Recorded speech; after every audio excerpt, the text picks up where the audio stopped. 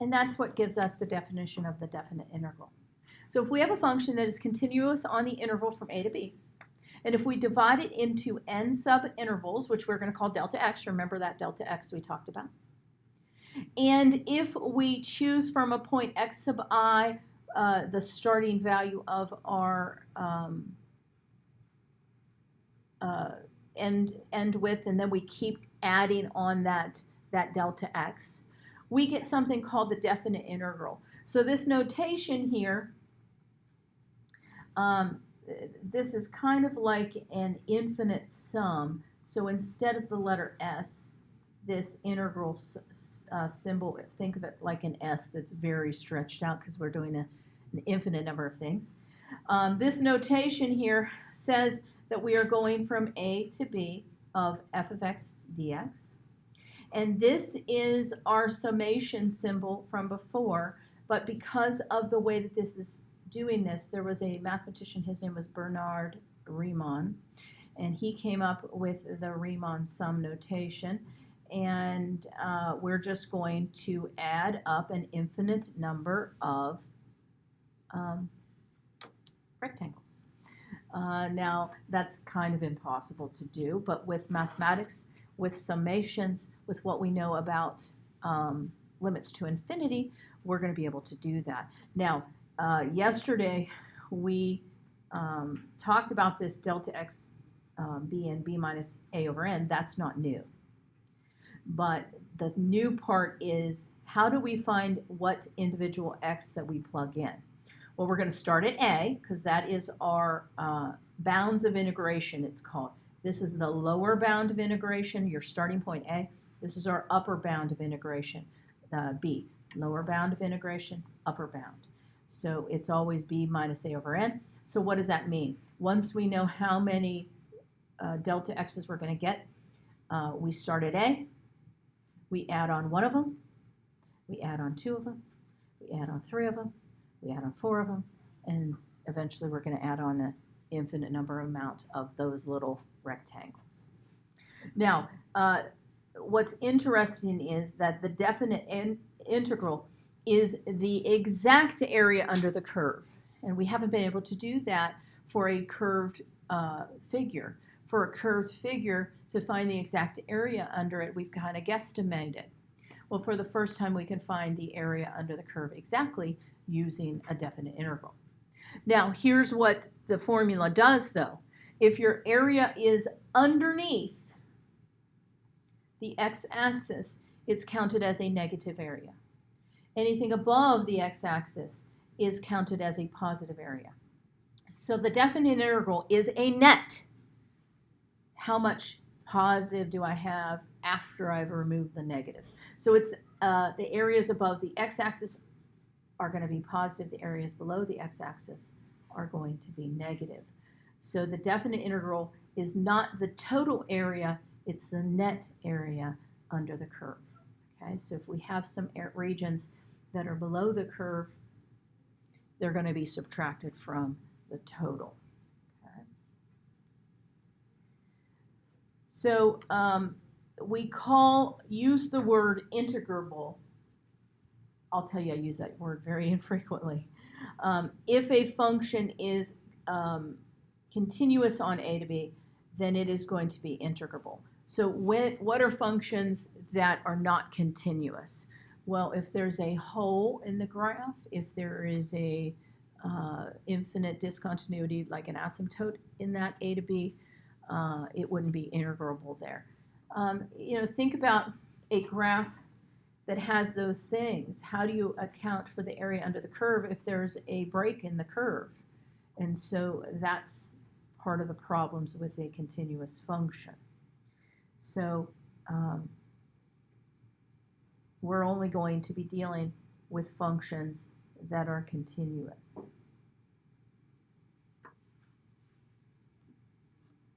So that's just the language of it. So if you ever say, is this function integrable on a to b? Well, is it continuous on a to b? So let's do a long version to find the exact area from 0 to 2 of x squared dx. So what does this notation tell us?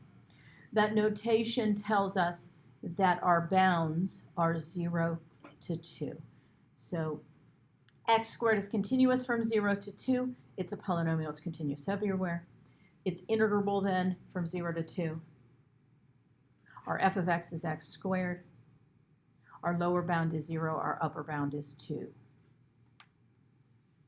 So first thing you always do when you're given this type of problem is to find delta x. And that's what we did in the ones where we had a set number of rectangles we were finding. We found delta x. Well, we're going to take the upper bound minus the lower bound over n.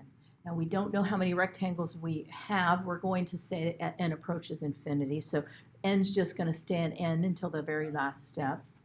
And so we get 2 over n. So your n is just a variable for how many rectangles we're going to have, and we're going to have this infinite number of rectangles. Okay, next, you'll notice that the formula, there's an f of x sub I. So that means the next thing we have to find is what the heck is x sub I? Well, it is our starting value plus I times our delta x, which we just found. So simplify that as much as possible so that it's 2I over n. The third thing we're going to find, these steps are going to kind of continue to build upon one another, is we're going to take our x sub I and we're going to plug it into our function. So we're going to take our function, what we found in the x sub I step, 2I over n, we're going to plug in to our function right here. So this is our f of x. So if we plug 2I over n into x squared, it's just going to be 2I over n squared, which is going to be 4I squared over n squared. Now that you've done those three things, so you found your delta x, you found your x sub I, you found your f of x sub I, now we are going to plug it into the definition of the integral. Okay, so 0 to 2 of x squared dx is the same as the limit as x approaches infinity of the sum of I equals 1 to n of 4I squared over n squared times delta x, which is 2 over n. Okay, now that we have that, we need this to be simplified as much as humanly possible. Now we're going to ignore this limit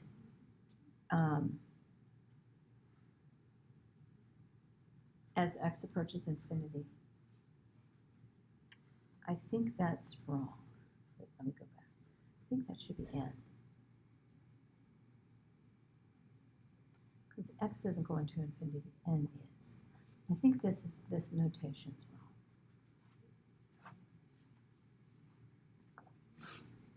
You would think that I would just know that for sure, but I'm just going to verify. I really believe that formula You set your ways on doing the shortcuts. Is wrong.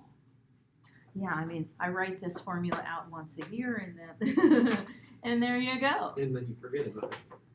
Well, I just don't think that's right. I didn't type that. I got that from the book, but I just don't believe it.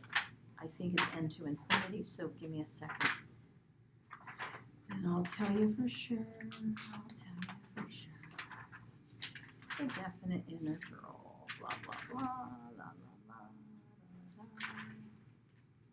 Oh my gosh, I was right. Okay, so let's go back and so please make this an n. That's an n. And everything else is right, I think. Let me just check here. F of x's limit as n approaches infinity. I equals 1 to n. I equals 1 to n. F of x by delta x. Oh, yeah, there we go. See, I was right. Okay, now that makes perfect sense. Okay, so can we change it here? In these two places, make this an n. And then make these n's. Because it wouldn't make sense any other way. We don't even have x's in our formula anymore. Okay. There we go. I'm like, what the heck? Okay, so anyway, let's back to where we were doing. Let's algebraically combine that stuff. You'll notice that our variable we're plugging in are our i's. So we really kind of want the i's to be separated. So if we take the n's and kind of set it in front of the i's, that would be 8 over n cubed times I squared. So I'm going to take everything that is not an I, and I am going to pull it in the front, okay? Okay, now, we're almost ready. We really are, I promise. So now, what we're going to do is, this, remember, is just a number. N is the number of rectangles we're going to build. Now, yes, it's infinity, but it's a big number. It's just a number. So we learned about summation formulas in 5.1 that we are allowed to put a constant in the front. So then we're going to put the constant in the front. And then we have an I squared. In 5.1, we learned a formula for the summation from 1 to n of I squared. The formula said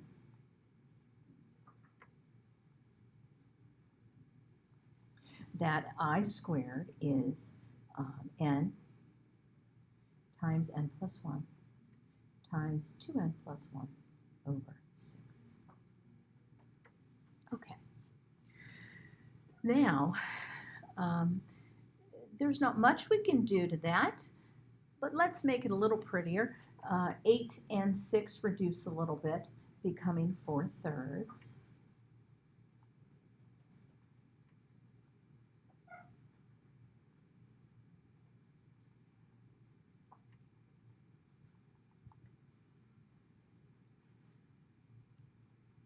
Okay, now, back in pre-calculus and at the beginning of the year, we discussed the fact that a limit to infinity was the end behavior.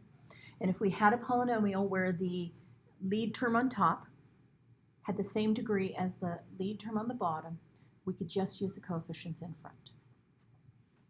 Okay, now, look at our n's on top. Only the n's. The lead term would be 4n times 2n, which is 8n cubed. And then it would have other stuff with it, but I don't give a crap about the other stuff. I only care about the lead term. And then the bottom is 3n cubed just alone. So would you agree that the lead term on top and the lead term on the bottom have the same degree? 3. So I can just use the coefficients to answer what the end behavior is, 8/3. Yesterday, I told you that I knew the exact answer to the area was 8/3. It is. We have just added up the area under the curve with an infinite number of rectangles so that it matched the curve perfectly, wonderfully, and great. And so we know the exact area now from 0 to 2 under the x squared curve is 8/3 square units. Perfect? Understand? Makes sense? How those two things were blended together? Okay.